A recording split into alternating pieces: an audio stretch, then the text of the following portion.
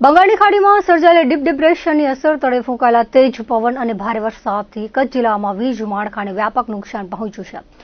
ભારે પવનના પગલે અનેક વીજ પોલ અને અનેક સ્થળો પર વીજ વાયરો ક્ષતિગ્રસ્ત થતા જિલ્લાના અનેક વિસ્તારોમાં અંધારપટ છવાયો છે. ગુરુવારે સાંજથી કચ્છ જિલ્લામાં મોટા ભાગના વિસ્તારોમાં પવનની ઝડપમાં વધારા સાથે વરસાદ થયો હતો. ખાસ કરીને કાંઠાળ અને પશ્ચિમ વિસ્તારમાં વીજ માળખાને વ્યાપક નુકસાન થયું હતું. પીજીવીસીએલ તંત્ર દ્વારા વીજ પુરવઠો પુનઃસ્થાપિત થાય તે માટે યુદ્ધના ધોરણે સમારકામ હાથ ધરાયું છે. ગઈકાલથી ડિપ્રેશનની અસર ઓસરતા વીજ પુરવઠો પુનઃસ્થાપિત કરવાની કામગીરી વેગવાન કરવામાં આવી છે. પીજીવીસીએલના મુખ્ય કાર્યપાલક ઇજનેર બીસી રાઠોડે વિગતો આપતા જણાવ્યું હતું કે આજે સવારની સ્થિતિએ કચ્છમાં હજુ 308 ગામોમાં વીજ પુરવઠો પુનઃસ્થાપિત કરવાની કામગીરી બાકી છે. ગઈકાલે પીજીવીસીએલની 80 ટીમો કાર્યરત હતી.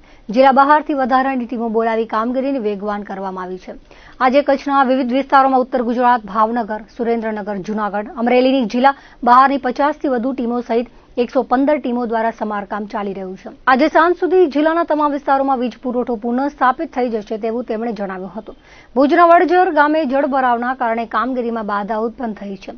જિલ્લાના તમામ શહેરોને સરકારી દવાખાના, હોસ્પિટલ, પાણી પુરવઠાના જોડાણને પ્રાથમિકતા આપી સમારકામ પૂર્ણ કરાયું છે તેવું તેમણે વધુમાં ઉમેર્યું હતું.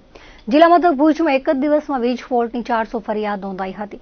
પીજીવીસીએલની ટીમો દ્વારા લોકોને વિના વિક્ષેપ વીજ પુરવઠો મળતો રહે તે દિશામાં કામગીરી કરવામાં આવી રહી છે.